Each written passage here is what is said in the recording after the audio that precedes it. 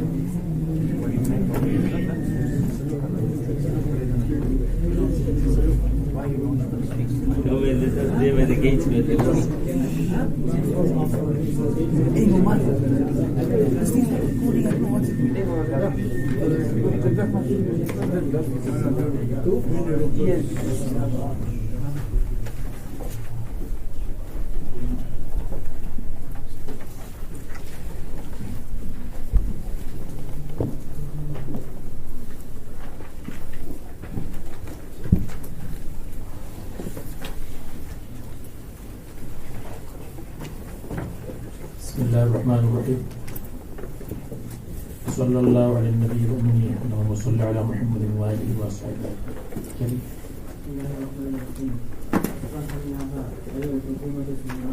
وقسمهما باجتهاده ورجع داود إلى سليمان وقيل بوحي والثاني آسف الأول وكل منهما آتينا حكما نبوة وعلما بأمور الدين وسخرنا مع داود الجبال لتثبتنا والطير كذلك سخرنا لتثبيت معه لأمره به إذا وجدت فترة لينشط له وكنا فاعلين تسخير تسبيحهما معه وإن كان عجبا عندكم أي مجاوبته للسيد داود عليه السلام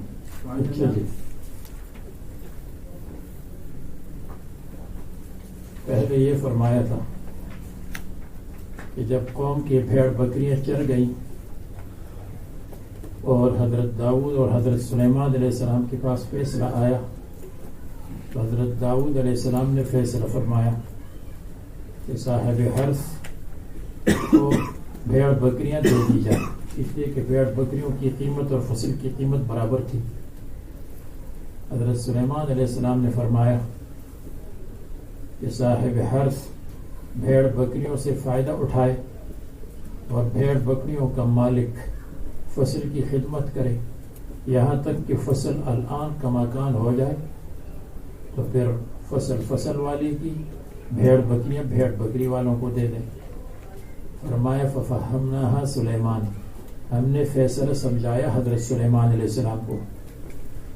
اس پر اشکال ہے، حضرت سلیمان علیہ السلام بھی نبی، داؤد علیہ السلام بھی نبی، دونوں کا فیصلہ شریعت کا موافق ہوگا۔ ایک فیصلے کو فہمنا کہ سمجھ میں سمجھایا، اور دوسرے فیصلے کو غیر مفہوم فرمانا کہ وہ صحیح نہیں تھا یا مفہوم نہیں تھا، سمجھ میں نہیں آیا، کیوں ہے؟ اس کے متعدد جوابات دیے ہیں۔ ایک جواب یہ ہے کہ یہ ثواب اور اسواب کا فرق تھا۔ حضرت داؤد علیہ السلام کا فیصلہ ثواب اور حق تھا، اور حضرت سلیمان علیہ السلام کا فیصلہ اسواب تھا۔ جیسے صحیح اور اصح کا فرق ہے، صحیح بھی ٹھیک ہے، اصح بھی ٹھیک ہے، اصح صحیح کے مقابلے میں زیادہ بہتر ہے۔ دوسرا جواب یہ ہے کہ حضرت داؤد علیہ السلام کا فیصلہ خطا پر مبنی تھا، خطا اجتہادی۔ حضرت سلیمان علیہ السلام کا فیصلہ ثواب اجتہادی پر مبنی تھا۔ جیسے حدیث میں آتا ہے جب مجتہد اجتہاد کرے، اگر وہ خطا ہو جائے تو اس کو 1 اجر ملتا ہے، اگر حق پالے اور حق تک پہنچے تو اس کو 2 اجر ملتے ہیں۔ تو یہ من قبیل الخطا اور من قبیل ثواب تھا، دوسرا جواب۔ تیسرا جواب یہ ہے کہ ایک مسئلہ واحد، تیسرا جواب یہ ہے، یعنی دوسرا جواب یہ ہے کہ خطا اور وحی کا فرق ہے، خطا اور حق کا فرق ہے، اور دونوں اجتہاد پر مبنی۔ حضرت داؤد علیہ السلام نے بھی اجتہاد فرمایا لیکن خطا، حضرت سلیمان علیہ السلام نے بھی اجتہاد فرمایا لیکن حق، دو جواب ہو گئے۔ تیسرا جواب یہ ہے کہ یہ فرق اجتہاد اور وحی کا، حضرت داؤد علیہ السلام کا فیصلہ مبنی پر اجتہاد اور حضرت سلیمان علیہ السلام کا فیصلہ مبنی تھا وحی پر، تو ایک اجتہاد اور ایک وحی، اس لیے اس میں فرق پڑ گیا اور ایک کے بارے میں فہمنا فرمایا اور حضرت سلیمان علیہ السلام کا فیصلہ جو فہمنا، یعنی اس کے بارے میں اللہ تعالیٰ نے فرمایا کہ ہم نے سمجھایا ہے، اس کی اچھائی کی وجہ یہ ہے کہ ہر ایک کو اپنے مال سے محروم نہیں ہونا پڑا۔ پہلی صورت میں بکریوں والوں کو بکریوں سے محروم ہونا پڑا، اس شریعت میں اگر کوئی ایسا ہو جائے کہ اگر کسی کے بھیڑ بکریاں رات کے وقت کسی کے کھیت میں چلی جائے تو کیا حکم ہے؟ احناف کا مذہب یہ ہے کہ اس میں العجماء جرحها جبار، العجماء جرحها جبار، اگر جانور کسی چیز کو ہلاک کرے اور اس کے ساتھ قائد اور سائق نہیں ہے تو اس کا زخم یا اس کی کارروائی لغو ہے اور اس پر کوئی زمان مرتب نہیں ہے۔ ائمہ ثلاثہ فرماتے ہیں کہ حدیث میں موجود ہے کہ ان علی اہل الماشیت، جو جانور والے ہیں ان پر لازم ہے حفظها، ان علی اہل الماشیت، حدیث کا آخر جزء ہے، وما افسدته باللیل فهو ضامن، ان علی اہل الماشیت حفظها بالنهار وما افسدته اللیل فهو ضامن، ان علی اہل الماشیت، اہل ماشیہ پر لازم ہے حفظها بالنهار وما افسدته باللیل، اور جو رات کو برباد کرے تو اس پر تاوان ہے۔ تو معنی یہ ہے کہ فصل والا فصل کی حفاظت کرے گا دن کو، اور ماشیہ والا ماشیہ کی حفاظت کرے گا رات کو۔ اس حدیث سے استدلال کرتے ہیں کہ ما افسدته باللیل فهو ضامن۔ اس حدیث کے احناف تین جواب دیتے ہیں۔ ایک جواب یہ ہے یہ حدیث ضعیف ہے، اس لیے کہ اس کی سند میں انقطاع ہے۔ حرام ابن محیصہ حضرت براء ابن عازب سے روایت کرتے ہیں اور براء ابن عازب سے ان کا سماع نہیں ہے، تو روایت منقطع ہے۔ دوسرا جواب یہ دیتے ہیں کہ یہ منسوخ ہے، اس لیے کہ صاحب فصل پر تاوان آنا یہ حضرت سلیمان علیہ السلام کے فیصلے کے ساتھ موافق ہے، جیسے حضرت سلیمان علیہ السلام کا فیصلہ سابق شریعت کا فیصلہ ہے، اس شریعت کا نہیں۔ جیسے سابق شریعت منسوخ ہے تو حضرت سلیمان علیہ السلام کا یہ فیصلہ بھی منسوخ ہے، العجماء جرحها جبار کی وجہ سے۔ تیسرا جواب احناف یہ دیتے ہیں کہ یہ مفلت پر محمول ہے اور ہمارا کلام منفلت میں، یعنی رات کو اگر جانور چھوٹ جائے اور کسی کا نقصان کرے تو اس پر تاوان نہیں، لیکن اگر رات کو جانور کو چھوڑ دے کہ چلو جہاں جائے وہاں جائیں، اور جس کے مال کو خراب کرے تو برباد کرے، اس میں پھر تاوان ہے۔ فرماتے ہیں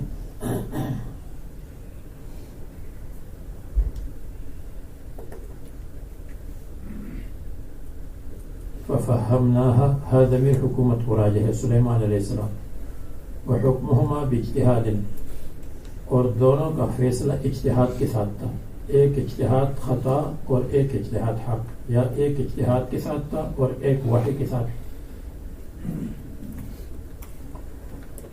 یا حق اور احق کا فرق ہے۔ اور حضرت داؤد علیہ السلام نے سلیمان علیہ السلام کے قول کی طرف رجوع فرمایا، بعض کہتے ہیں بے وحی، دونوں وحی کے ساتھ ہے، والثانی ناسخ للاول، حضرت سلیمان علیہ السلام کی وحی نے حضرت داؤد علیہ السلام کی وحی کو منسوخ کر دیا، یہ چوتھا جواب۔ وَكُلًّا آتَيْنَا حُكْمًا وَعِلْمًا، اور ہر ایک کو ہم نے حکم اور نبوت دی تھی، وعلمًا، اور امور دین کا فہم دیا تھا۔ فَسَخَّرْنَا مَعَ دَاوُودَ الْجِبَالَ، اور ہم نے مسخر کر دیا تھا حضرت داؤد علیہ السلام کے ساتھ پہاڑوں کو، پہاڑ ان کے تابع تھے، يُسَبِّحْنَ وَالطَّيْرَ، پہاڑ ان کے ساتھ ذکر اجتماعی کرتے تھے، والطیر، اور پرندے بھی۔ بعض لوگ کہتے ہیں کہ پہاڑ ذکر اجتماعی نہیں کرتے تھے، پہاڑوں میں آواز گونجتی تھی اور پھر واپس آتی تھی، تو چلو وہاں تو یہ تعویل ہو جائے گی، والطیر میں کیا کریں گے؟ پرندوں میں تو یہ نہیں کہہ سکتے کہ آواز گونجی اور آواز ٹکرائی۔ یسبحن والطیر، وہ تسبیح پڑھتے تھے ان کے ساتھ، اور پرندے بھی۔ مع کا لفظ آیا ہے، اور مع معیت میں اور ساتھ ہونے میں تقریباً صریح ہے۔ ذالک سخرنا للتسبیح معه، پرندوں کو بھی ہم نے تابع کر دیا تھا، یعنی اللہ تعالیٰ کے حکم کے تابع تھے، للتسبیح معه، تاکہ ان کے ساتھ تسبیح پڑھ لیں۔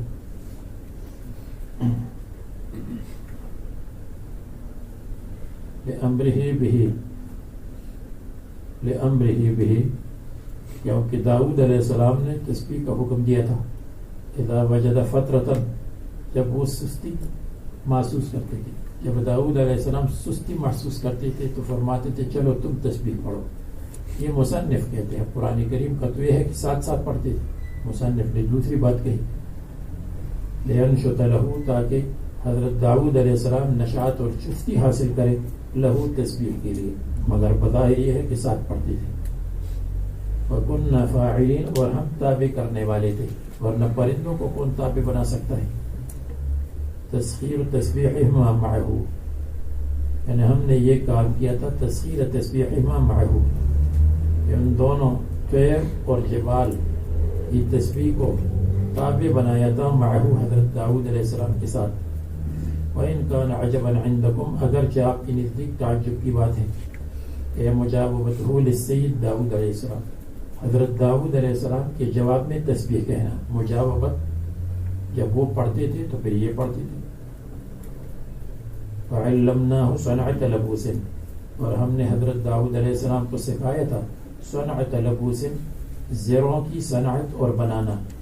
صنعت اس بنانے کو کہتے ہیں جس میں ہنر کی ضرورت ہو، جس میں ہوشیاری کی ضرورت ہو، اور لبوس ما یلبس عند الحرب وہی الدرع لأنها تلبس، کیونکہ یہ زریں پہنی جاتی ہیں، تو درع کہتے ہیں جنگی قمیص کو، جنگی قمیص جو لوہے کی کڑیوں سے اور لوہے کے حلقوں سے بنی ہوئی ہوتی تھی۔ جیسے دوسری جگہ مذکور ہے، اللہ تعالیٰ نے فرمایا کہ ہم نے ان کو یہ صنعت سکھائی، اور کیا؟ وقدر فی السرد، اور ہم نے کہا کہ بننے میں تنگی کرے، کھلے کھلے نہ ہو بلکہ اس کے بننے میں تنگی ہو۔ وَهُوَ أَوَّلُ مَنْ صَنَعَهَا، اور حضرت داؤد علیہ السلام دروع کی صنعت کی موجد ہیں۔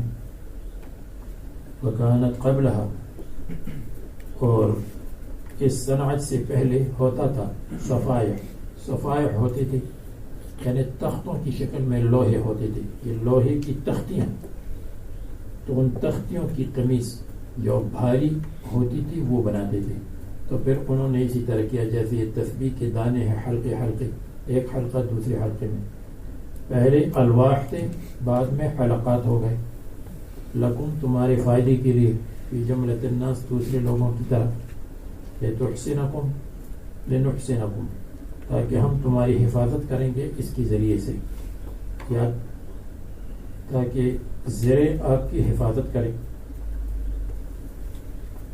نون للہ، نون کے ساتھ اللہ تعالیٰ کی ضمیر ہے، اور تحتانیہ کے ساتھ حضرت داؤد علیہ السلام، اور فوقانیہ تحسنکم لبوس کو، دروع کو ضمیر راجع ہے تاکہ ذرا تمہاری حفاظت کرے، من بأسکم تمہاری لڑائی سے، یعنی حربکم مع اعدائکم. فہل انتم شاکرون، بس کیا تم شکر کرو گے؟ انہیں کرنا چاہیے اے اہل مکہ یا اے انسانیت. تذاکرون نعمی، میری نعمتوں کی شکریہ کرو گے، بتصدیق الرسل، رسولوں کی تصدیق کرو، یعنی شکر کرو، بذالک اس نعمت کی وجہ سے. اور جیسے حضرت داؤد علیہ السلام کے لیے ہم نے اجسام کثیفہ کو تابع بنایا تھا، تو حضرت سلیمان علیہ السلام نے ترقی کی، حضرت سلیمان علیہ السلام کے لیے اجسام رقیقہ کو اور اجسام لطیفہ کو تابع بنایا. وسخرنا لسلیمان الریح، حضرت سلیمان علیہ السلام کا تابع بنایا ہم نے ہوا کو، ہوا جس میں لطیف ہے اور لوہا جس میں کثیف ہے.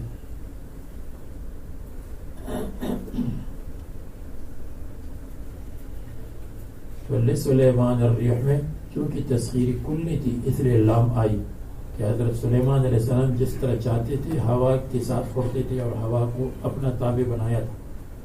عاصفتاً، ایسے حال میں کہ ہوا تیز تھی.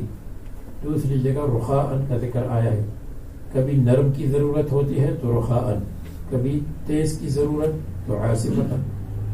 ایک دوسری آیت میں رخاءً اور عاصفتاً کی معنی ہے شدیدتاً. یہ رخاءً کا ترجمہ نہیں ہے، عاصفتاً کا مطلب ہے شدید اور تیز ہوا، شدیدت الحبوب جس کا چلنا تیز ہو. وخفیفتہ یہ رخاءً ہے، رخاءً کا مطلب خفیف ہوا، بحسب ارادتہ جس طرح وہ چاہتے تھے اور ارادہ فرماتے تھے. اور روایات میں آتا ہے کہ حضرت سلیمان علیہ السلام صبح کو شام میں ہوتی تھی، ایلیا میں، فلسطین میں، بیت المقدس میں، اور دوپہر کو استخر میں ہوتی تھی. استخر ایران کا پرانا نام ہے. اور شام کو رات گزارتے تھے. ایک روایت میں بابل کا ذکر آتا ہے، ایک روایت میں کابل کا ذکر آتا ہے. کابل کے اندر رات گزارتے تھے. بعض روایات میں آتا ہے کہ کابل میں پہلے سے بنی اسرائیل موجود تھے بخت نصر کے زمانے میں. جب بخت نصر نے بنی اسرائیل کو پر مظالم کر کے ان کو نکالا تھا تو اس میں سے بنی اسرائیل کے کافی سارے قبیلے افغانستان کی طرف گئے تھے، کابل میں آباد تھے. تو گویا کہ وہاں ان کا جیسے کوئی سسرال میں رات گزارتا ہوں تو حضرت سلیمان علیہ السلام وہاں تشریف لے جاتے تھے کابل. اور بعض روایت میں چین اور بلخ وغیرہ کا بھی ذکر ہے کہ وہاں یہ سب ان کی حکومت میں شامل جگہ تھی، تو شکوے سب جگہ تشریف لے جاتے تھے. تجریب امر ہی، یہ ہوا چلتی تھی ان کے حکم سے اس زمین کی طرف جس میں ہم نے برکتیں عطا کی ہیں، برکتی دی ہیں، یعنی شام. شام میں اللہ تبارک و تعالیٰ نے برکت عطا فرمائی ہیں. اور حدیث میں آتا ہے کہ ملائکۃ الرحمت شام پر اپنے پر بچھاتے ہیں. اور جس وقت مسلمانوں میں مسلمان شام کو اہمیت دیتے تھے اور شام میں مسلمانوں کی حکومت تھی، دارالخلاف شام تھا، اس وقت تک برکات ہی برکات تھی. یعنی بنی امیہ کے زمانے میں فتوحات کا دور تھا، اسی زمانے میں سندھ فتح ہوا تھا، اسی زمانے میں ملتان تک فتح ہوا تھا، بعض روایات میں اس زمانے میں مسلمان بروچ تک پہنچ گئے تھے، اور اسی زمانے میں مسلمان چین تک پہنچ گئے تھے، کاشغر وغیرہ اسی زمانے میں فتح ہوا تھا مسلم ابن قتیبہ کے ذریعے سے، اور اسی زمانے میں مسلمان یورپ میں داخل ہوئے تھے، اسپین اور پرتگال وغیرہ فتح ہوا تھا۔ جب شام دارالحکومت تھا تو برکتی تھی، اور جب شام سے دارالحکومت چھین لیا گیا اور بغداد بن گیا تو پھر فتوحات کا سلسلہ ایسا نہیں رہا۔ اگرچہ تاریخ والے حضرات مورخین بنو عباس کے دور کی تعریف کرتے ہیں، لیکن اصل تعریف کا دور بنی امیہ کا تھا، جنہوں نے لوگوں کی قلوب کو بھی فتح کیا تھا اور جنہوں نے ممالک کو بھی فتح کیا تھا۔ صرف ملک فتح نہیں ہوتے تھے، قلوب بھی فتح ہوتے تھے۔ شیعوں کی سازش سے اور دوسرے سازشی لوگوں کی وجہ سے بنی امیہ کے خلاف سازش چلی، ان کو ہٹایا۔ شام کی بات پھر بغداد دارالخلافہ بنا، اور پھر وہ بات نہیں رہی جو مسلمانوں میں ہونی چاہیے۔ التی بارکنا فیہا وکنا بکل شیء عالمین۔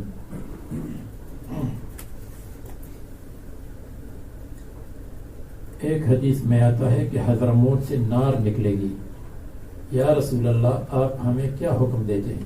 فرمائے شام چلو۔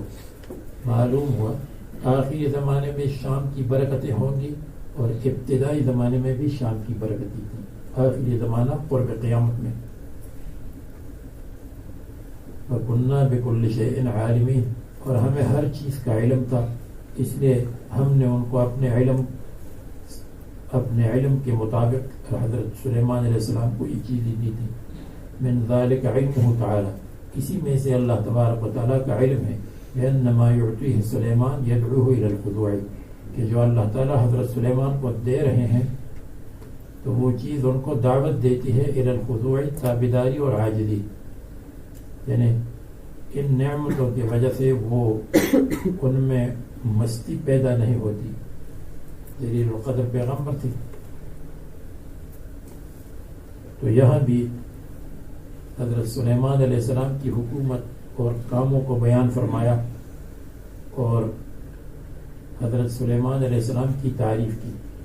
جیسے بائبل میں حضرت لوط علیہ السلام کے بارے میں بیکار اور غلط باتیں درج کی ہیں، اسی طرح حضرت سلیمان علیہ السلام کے بارے میں بھی بائبل میں مذکور ہے کہ حضرت سلیمان علیہ السلام کے گھر میں اصنام کی عبادت ہوتی تھی، بتوں کی عبادت ہوتی تھی، اور ان کی ایک بیوی مشرکہ تھی، ان کے لیے اصنام بناتی تھی، یا حضرت سلیمان علیہ السلام ان کے لیے اصنام لاتے تھے اور ان کے لیے رکھتے تھے۔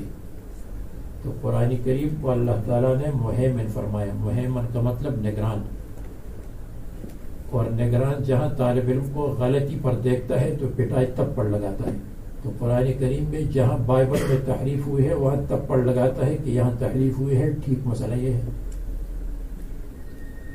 وَمِنَ الشَّيَاطِينِ مَن يَغُوصُونَ لَهُ، اور بعض شیاطین میں سے وہ تھے، من موصولہ یا موصوفہ، الذین یغوصون یا من یغوصون، شیء یا خلق یغوصون، جو غوطہ لگاتے تھے جنات میں سے۔ تو من یغوصون لہو یہ جنات تھے، یہ نہیں ہے جو اس زمانے کے عقلیت پسند ہے وہ کہتے ہیں نہیں، غوطہ لگانے والے انسان تھے، جنات تھے، انسان نہیں۔ یدخلون فی البحر، بحر میں داخل ہوتے تھے تو اس میں سے جواہر نکالتے تھے حضرت سلیمان علیہ السلام کے لیے۔ وَيَعْمَلُونَ عَمَلًا دُونَ ذَلِكَ، اور کام کرتے تھے دوسرے کام، محاریب، تماثیل، جفان کالجواب وقدور الراسیات، اعملوا آل داود شکرا وقلیل من عبادی الشکور۔ ایسے والغوث، غوطہ لگانے کے علاوہ من البناء وغیرہ، تعمیرات کا کام بھی کرتے تھے۔ وَكُنَّا لَهُمْ حَافِظِينَ، اور ہم تھے لہم ان شیاطین کی حفاظت کرنے والے، کنٹرول کرنے والے. ہم ان کو کنٹرول کرتے تھے فساد سے، تاکہ وہ فساد نہ کرے. من ان یفسدوا ما عملوا، کہ برباد کرے اپنے کام کو. یعنی ایسا نہیں تھا کہ شام تک وہ کام کرتے اور پھر شام کے وقت اپنے کام کو گراتے. اس سے ہم نے ان کو منع کیا تھا. وَكُنَّا لَهُمْ مَانِعِينَ عَنْ أَنْ يُفْسِدُوا أَعْمَالَهُمْ يَا كُنَّا لَهُمْ حَافِظِينَ مِنْ أَنْ يَخْرُجُوا مِنْ تَسَلُّطِهِ. حضرت سلیمان علیہ السلام کی قبضے سے وہ نہیں نکل سکتے تھے. اللہ تبارک و تعالیٰ نے ان کو ان کے قبضے میں رکھا تھا. لأنهم كانوا إذا فرغوا من عمل، جب جنات کام سے فارغ ہوتے تھے، قبل الليل افسدوه، تو اس کو برباد کرتے تھے. ان لم يشتغلوا بغيره، اگر دوسرے کام میں نہ لگ جائے، اگر دوسرے کام میں لگ جاتے تھے تو پھر پہلے کام کو برباد نہیں کرتے تھے.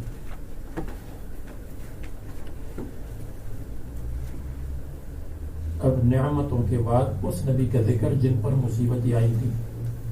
حضرت ایوب علیہ السلام کا ذکر کیجیے. ایوب ابن احرس، اور اس کا بدل ہے، اس سے بدل ہے اذ نادى ربہ، جب انہوں نے اللہ تبارک و تعالیٰ سے دعا کی، دعا مانگی، اللہ تبارک و تعالیٰ کو پکارا. جب وہ مبتلا ہو گئے بفقد جمیع مالہ و ولدہ، ان کا مال بھی ختم ہوا، ان کی اولاد بھی ختم ہوئی. وتمزیق جسدہ، اور ان کا جسد بھی پھٹ گیا، جسم کے اجزاء پھٹ گئے. وحجر جمیع الناس لہو، تمام لوگوں نے ان کو چھوڑ دیا سوائے بیوی کے. 3 یا 7 یا 8 سال. وضیق عیشہ، اور ان کی زندگی تنگ ہو گئی. حضرت انس رضی اللہ عنہ کی روایت میں 13 سال کا ذکر ہے مرفوعاً، کہ 13 سال وہ مصیبت میں اور تکلیف میں مبتلا تھی.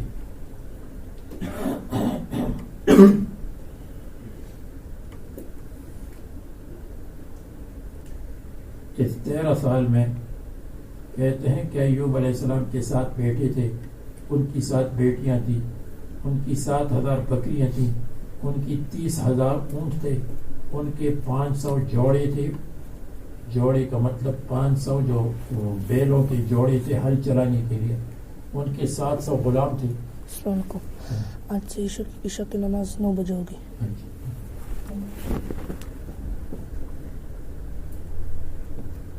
یہ اعلان تو نماز میں بھی ہو سکتا ہے. نماز کا اعلان نماز میں ہو تو سب کو پتہ چل جاتا ہے. جب انہوں نے اللہ تعالیٰ سے دعا کی تو یہ کہتے ہیں 700 غلام تھے، بیمار ہو گئے، اور بیماری کی وجہ سے مال بھی ختم، غلام بھی ختم، بچی بھی مر گئے، اور سب کچھ ختم ہو گیا.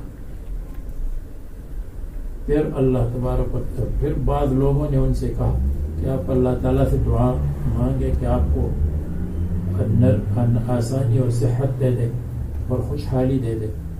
کہتے ہیں انہوں نے فرمایا کہ میں نے 80 سال نعمتوں میں گزارے ہیں، اب میرا دل نہیں چاہتا کہ اللہ تعالیٰ کے سامنے شکایت کروں گی. بہرحال یہ اسرائیلی روایات ہے، اور وہ روایات جس میں مذکور ہے کہ حضرت ابراہیم اور حضرت ایوب علیہ السلام کے بدن مبارک میں کیڑے پڑ گئے تھے.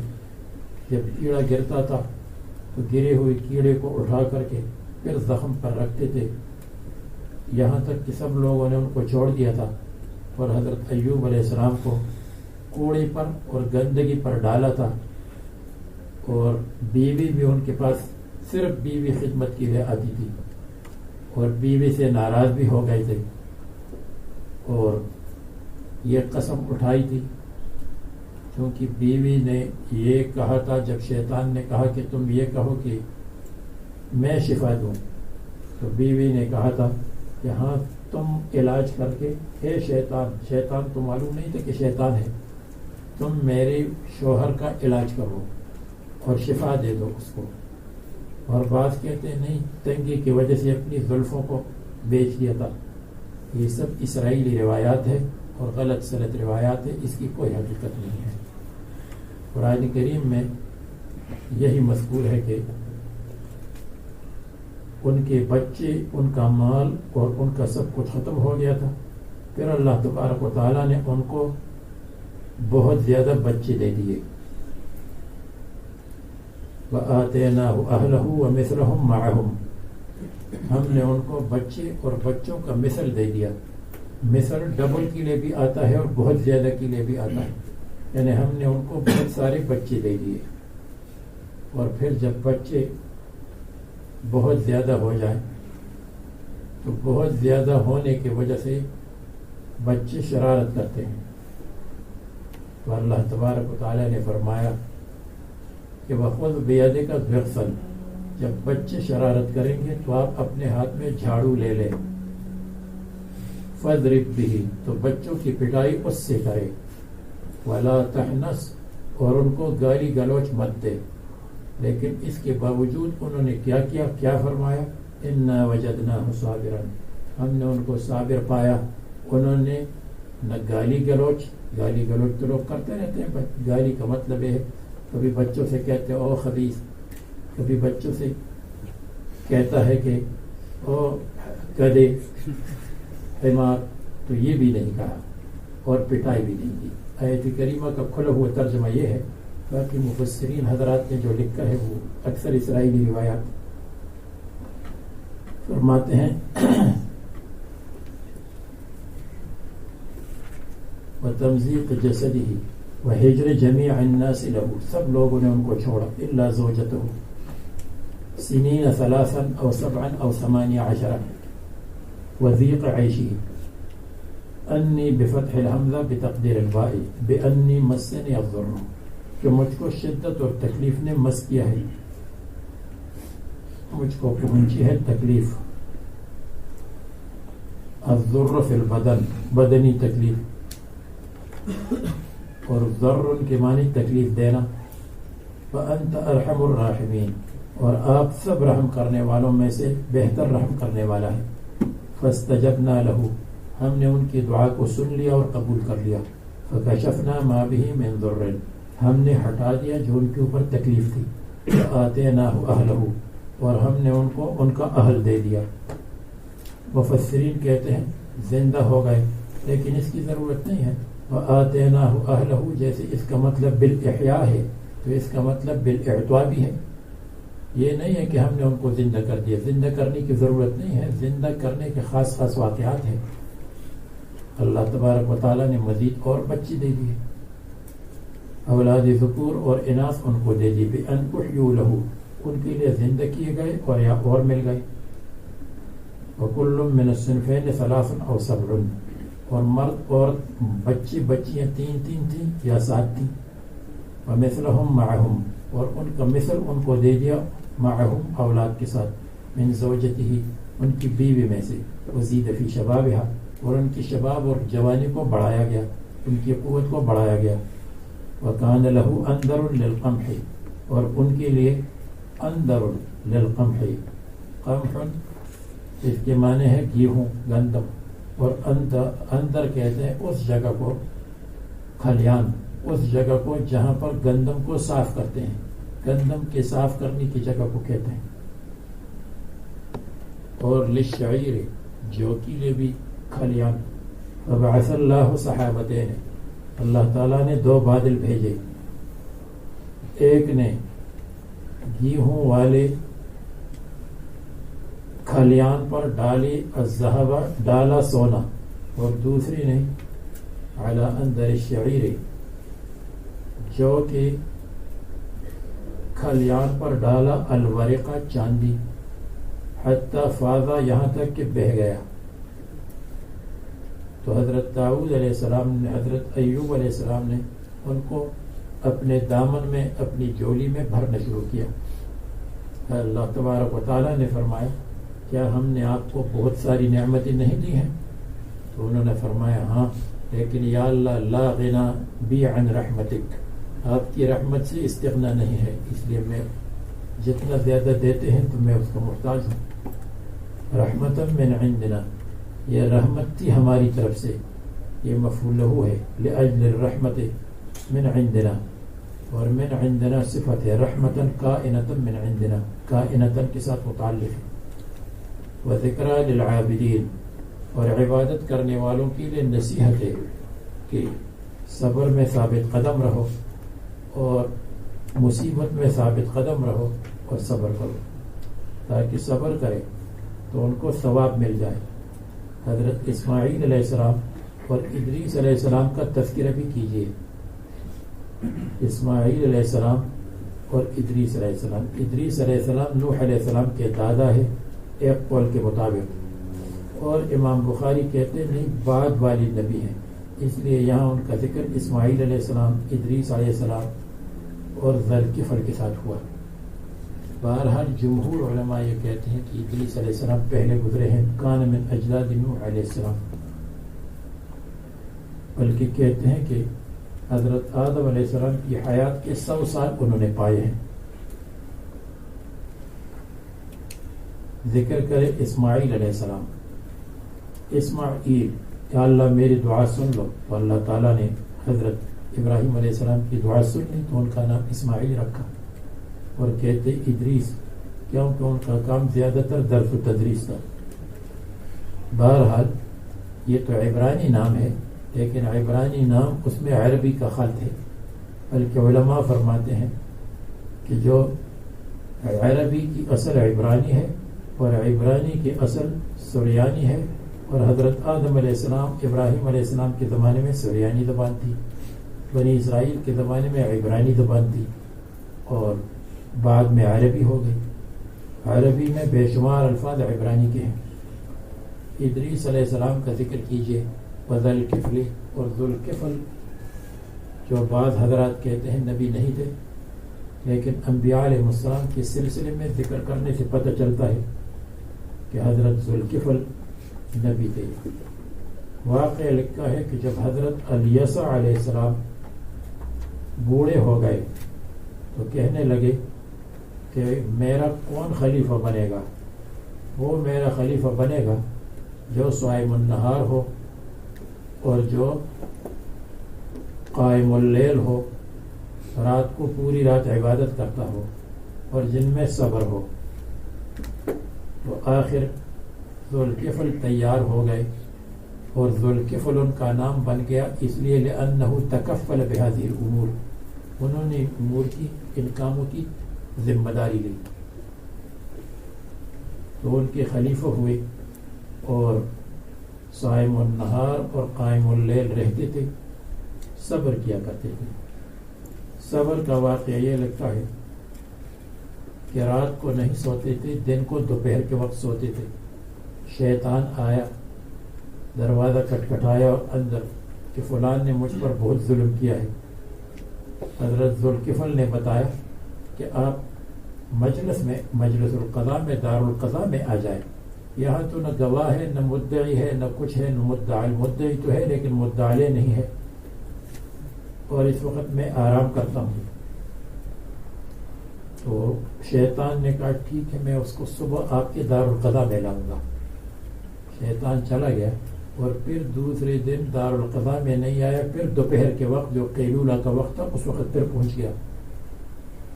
پھر ایوب علیہ السلام کو جگایا، اس ذوالکفل کو جگایا، اور انہوں نے فرمایا کہ میں نے تو آپ سے عرض کیا تھا کہ آپ صبح کو آ جائیں۔ اس نے کہا ہاں میں صبح کا آنے والا تھا، لیکن جب میں نے آپ کا نام لیا کہ میں آپ کو صبح ذوالکفل کی مجلس میں لے جاؤں گا قضاء میں، تو اس نے کہا بالکل مجھے مت لے جاؤ، میں دینے کے لیے تیار ہوں، لیکن صبح نہیں دیا، پھر انکار کیا، تو اس لیے مجبوری کی وجہ سے میں اس وقت آیا۔ شیطان جو انٹرنیشنل جھوٹا ہے اس نے یہ کہا۔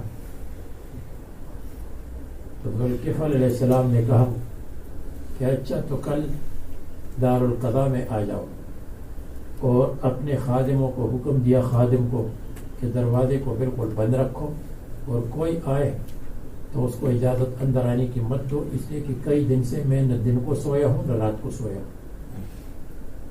شیطان نے جب دیکھا کہ دروازہ بند ہے تو کھڑکی کے راستے سے، یا جو روشن دان اوپر ہوتا ہے اس راستے سے آیا اوپر سے۔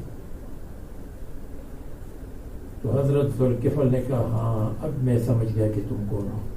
شیطان نے کہا ہاں میں وہی شیطان ہوں میں آپ کے صبر کا امتحان لے رہا تھا، اس لیے صبر کے امتحان کے لیے آیا۔ مفسرین نے یہ واقعہ لکھا ہے، اور اس قسم کے اور واقعات امام ابو حنیفہ کی اور دوسری حضرات کے لکھے ہیں۔ کل من الصابرین، یہ سب صبر کے اعلیٰ درجے پر فائز تھے، صابرین کاملین میں سے تھے، اللہ تبارک و تعالیٰ کی عبادت پر صبر کرتے تھے، معصیت سے صبر کرتے تھے، اور صبر کرتے تھے مصیبت پر۔ صبر کی 4 قسمیں ہیں: الصبر علی العبادت، الصبر علی المعاصی، اور الصبر علی المصیبت، اور الصبر علی اللذات۔ یہ صبر محمود کی 4 قسمیں ہیں۔ اور صبر مذموم، برائی پر صبر کرنا اور برائی پر جم جانا، اس کو کہتے ہیں صبر مذموم۔ صبر کی 2 قسمیں ہیں: صبر محمود، صبر مذموم۔ صبر مذموم تو ایک ہی قسم ہے، گناہی وَاصْبِرُوا عَلَىٰ آلِهَتِكُمْ، اپنے معبودین پر اچھی طرح جمو، ادھر ادھر مت ہٹو، یہ صبر مذموم ہے۔ صبر ممدوح کی یہ قسمیں ہیں۔ وَأَدْخَلْنَاهُمْ فِي رَحْمَتِنَا، اور ہم سب کو داخل کیا تھا ہم نے اپنی رحمت میں، نبوت میں داخل کیا تھا، کیا اور اللہ تعالیٰ کی نعمت ہے۔ إِنَّهُمْ مِنَ الصَّالِحِينَ، آپ کو بتایا تھا إِنَّهُمْ مِنَ الصَّالِحِينَ الْكَامِلِينَ۔ تو یہ اشکال وارد نہیں ہوتا کہ جو انبیاء علیہ السلام گریڈ 1 میں ہے ان کو گریڈ 5 میں کیسے کر دیا۔ انبیاء علیہ السلام گریڈ 1 میں رسول، اس کے بعد نبی، اس کے بعد صدیق، اس کے بعد شہید، اس کے بعد صالح۔ تو جو گریڈ 1 والے تھے وہ گریڈ 5 میں کیسے پہنچ گئے؟ تو اس کے 2 جواب۔ ایک جواب یہ ہے انہم من الصالحین الکاملین، اور صالحین کاملین وہی انبیاء علیہ السلام ہیں۔ اور دوسرا جواب یہ ہے کہ من الصالحین اے من النافعین، جیسے آپ کو شعر سنایا تھا امرؤ القیس کا، انہم من الصالحین النافعین الناس۔ اور ذوالکفل کو اس لیے ذوالکفل کہتے ہیں کیونکہ اس نے کفالت، تکفل، ذمہ داری لی تھی بصیام جمیع نہارہ، تمام دنوں کا صوم، اور بقیام جمیع لیلہ، اور یہ وَأَن يَقْضِيَ بَيْنَ النَّاسِ، لوگوں کے درمیان فیصلہ کریں گے اور غصہ نہیں آئے گا۔ فوفا بذالک، تو انہوں نے اپنے وعدے کو پورا کیا۔ وقیل لم یکن نبیا، بعض کہتے ہیں نبی نہیں تھے، بظاہر نبی تھے لیکن ان کے حالات تفصیل قرآن و حدیث میں مذکور نہیں، اور جو کچھ بیان ہوا وہ بھی بنی اسرائیل روایات کی روشنی، تاریخی روایات۔ وَظَنُّونَ إِذْ ذَهَبَ مُغَاضِبًا، اور مچھلی والے پیغمبر کا ذکر کیجئے۔ ذنون، حضرت مفتی محمود الحسن صاحب فرماتے تھے کہ محسن کے لفظ میں مچھلی کے تمام ناموں کی طرف اشارہ ہے۔ میم مچھلی، میم ماہی، فارسی میں اس کو ماہی کہتے ہیں، اور حا حوت، اور سین سمک، اور نون وذنون، یہ نون خود بخود محسن کا لفظ مچھلیوں کے تمام نام پر کی طرف اشارہ ہے۔ یاد ذکر کرو ذنون صاحب حوت کو، وہ ہے یونس بن متہ، اور اس سے بدل ہے اذ ذهب مغاضبا، جب چلے گئے، مغاضبا اپنی قوم پر غصہ کرتے ہوئے، اپنی قوم سے ناراض ہو کر، قوم سے ہو گئے ناراض۔ اے غضبان علیہم مما قاسا منہم، جو انہوں نے تکلیفیں برداشت کی تھیں، منہم قوم کی طرف سے، ولم یؤذن لہم فی ذلک، اور ان کو ہجرت کی اجازت نہیں تھی۔ حضرت یونس علیہ السلام نے اللہ تبارک و تعالیٰ کے حکم اور اجازت کے بغیر ہجرت اپنے اجتہاد سے فرمائی، اور انبیاء علیہ السلام ہجرت کے لیے صریح اجازت کے محتاج ہوتے ہیں۔ صریح اجازت نہیں ملی تھی، بغیر اجازت صریح کے اجتہاداً چلے گئے، لیکن اگر کوئی اجتہادی خطا کرے تو اس کو اجر ملتا ہے، لیکن حضرت یونس علیہ السلام کو اجر تو مل چکا ہوگا، لیکن اس کے ساتھ ساتھ ان کو تنبیہ کی گئی، اس لیے کہ حسنات الابرار سیئات المقربین، ابرار کے لیے جو حسنات ہے مقربین کے لیے وہ سیئہ ہے، کہ اے مقربین تم نے اچھا کام کیوں کیا، تم کو اچھا کام نہیں، تم کو بہت اچھا کام کرنا چاہیے تھا، آپ نے بہت اچھے کام سے تنزل کیوں کیا اچھے کام کی طرف؟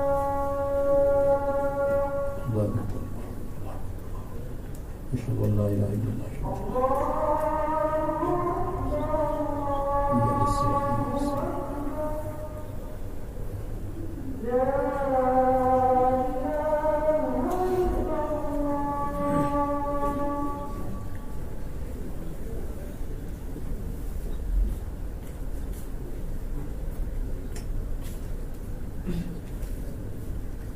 فظن ان لن نقدر علیہ، تو انہوں نے گمان کیا کہ ہم تنگی نہیں ڈالیں گے ان پر.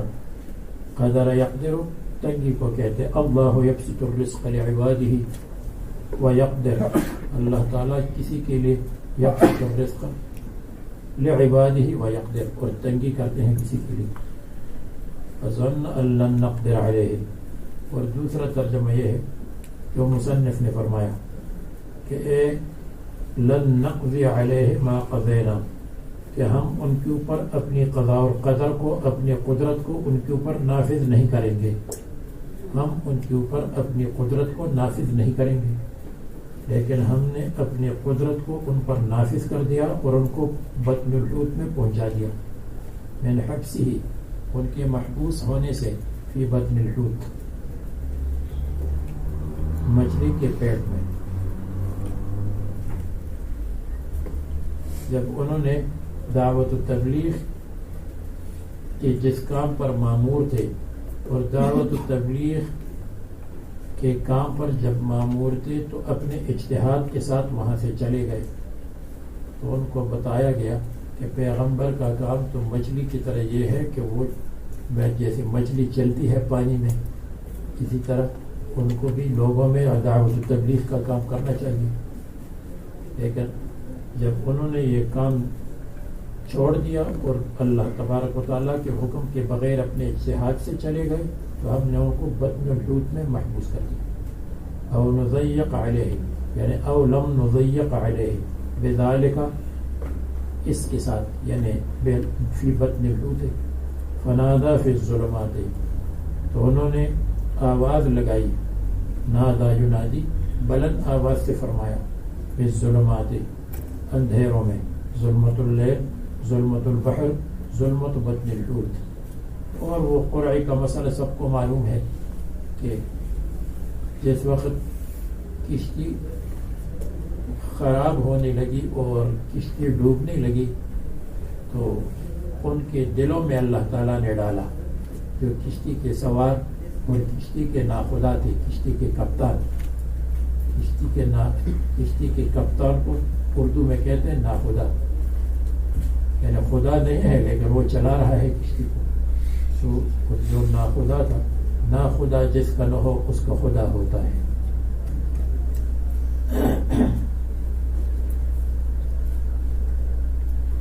یہ ہندوستان کا ایک شاعر ہے، وہ تو اکثر مشرکانہ اشعار کہتا ہے، شرکیہ، لیکن ایک شعر اس نے بہت خالص توحید کا شعر کہا ہے. بیکل اس کا نام تھا، مر گیا ہے. تو اس کا شعر ہے، وہ کہتے ہیں کہ ہم نے طوفان میں موجوں کی بنا لی کشتی. جب طوفان آیا، طوفان جس میں موجیں اٹھتی ہیں، تو ہم نے موجوں کی کشتی بنا لی، موج. اور نہ خدا جس کا نہ ہو اس کا خدا ہوتا ہے. ہماری کشتی کا کپتان نہیں ہے اس لیے کہ ہمارا خدا ہے، کپتان کی ضرورت نہیں. تو کپتان وغیرہ نے یہ کہا کہ ان کے دل میں اللہ تعالیٰ نے ڈالا کہ ایک بھاگا ہوا غلام ہے، لیکن پتہ نہیں کون ہے، قرعہ ڈالنا چاہیے کون ہے. تو انہوں نے قرعہ ڈالا. یہ مطلب نہیں ہے کہ جب بھی کشتی خراب ہوتی تھی یا ڈوبتی تھی تو وہ قرعہ ڈالتے تھے اور ایک آدمی کو ڈالتے تھے، ایسا یہ قاعدہ کلیہ نہیں تھا. اس وقت اللہ تبارک و تعالیٰ نے سب کے دل میں یہ ڈالا، اس لیے کہ حضرت یونس علیہ السلام کے امتحان کی تکمیل تھی. تو حضرت یونس علیہ السلام کے نام پر قرآن نکلا اور انہوں نے فرمایا بھاگا ہوا غلام میں ہوں. پھر وہاں فنادا فی الظلمات ان، اے بے ان لا الہ، یہ ان مخفف من المثقل ہے، بے انہ لا الہ، یا ان مصدریہ ہے، یعنی ان تفسیریہ ہے. نادا فی الظلمات، بے ان آواز لگائی جس کی تشریح ہے ان لا الہ الا انت تیرے سوا کوئی معبود نہیں سبحانک تو پاک ہے عیب سے شریک سے انی کنت من الظالمین میں ظالموں میں سے تھا یعنی میں نے زیادتی کی کہ اپنے اجتہاد سے نکلا یہ ذہابی من بین قومی قوم کے درمیان سے میں نکلا بغیر اجازت کے اور قوم نے جب یہ نکلے تو فرمائے انہوں نے کبھی جھوٹ نہیں بولا یہ سچے ہیں اس لیے قوم نے سچی توبہ کر لی اپنے بچوں کے ساتھ جانوروں کے ساتھ پرانے کپڑے پہن کر کے باہر نکلے اللہ تعالیٰ کے سامنے تضرع و عاجزی کی اللہ تعالیٰ نے ان کی توبہ قبول کی یہ اپنی جگہ دوسری جگہ ہے کہ ان کی توبے کی قبولیت خلاف القیاس اور خلاف عادت ہے یا عادت کے موافق ہے لیکن بہرحال ان کی توبہ قبول ہوئی اور پھر حضرت یونس علیہ السلام جب مچھلی کے پیٹ سے نکلے تو ان کی طرف دوبارہ مبعوث ہوئے